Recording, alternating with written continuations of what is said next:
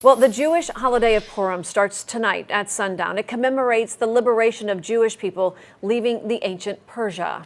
A Boynton Beach man recently donated an heirloom with special meeting during this holiday, one with deep meaning to his family, to the U.S. Holocaust Memorial Museum in Washington, D.C. Jay Jarvis spoke with him about the significance of preserving that piece of history.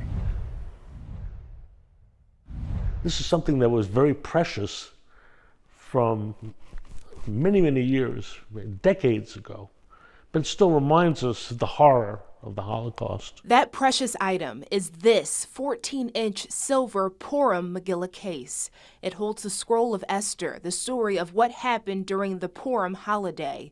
And as per tradition, it was passed down to the oldest son of each generation of the Beska family for years, until March 1944, when the Germans deported them and other Jewish people from their hometown in Greece to Auschwitz concentration camp, but not before the Beskas hid their precious heirloom. My grandparents took all the jewelry they had and the Megillah and buried it outside of their house. Joe Beska says all were killed except for his father, Samuel, who returned to Greece after the camp was liberated and retrieved the buried Megillah.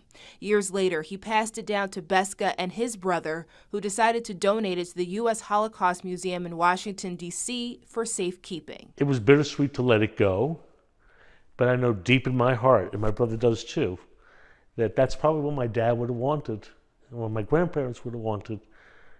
For it to be shown. The Beska family's Megillah has been at the museum for 6 months now. Beska has not yet gone to see it, but he hopes others do and walk away with a renewed sense of purpose. Unfortunately, during the Holocaust, many backs were turned. There was quite a bit of denial. People didn't believe that it was happening. And even today, some people don't believe it ever happened. And I think one of the mantras of a Holocaust survivor, especially in the Jewish religion and also in the Christian religion, is to never forget. And the director of the U.S. Holocaust Memorial Museum Southeast region says these kinds of artifacts from survivors are so essential to preserve the history of the Holocaust, especially as the eyewitness generation grows older. So generous of them. Yeah, just a great gesture by the family to do this. He said that the scroll was so delicate that he was just worried, like, when he would handle it himself. So he thought the museum would take care of it and just be able to preserve it and for his family for generations to come. Special heirloom. Yes. All right, Jade, thank you.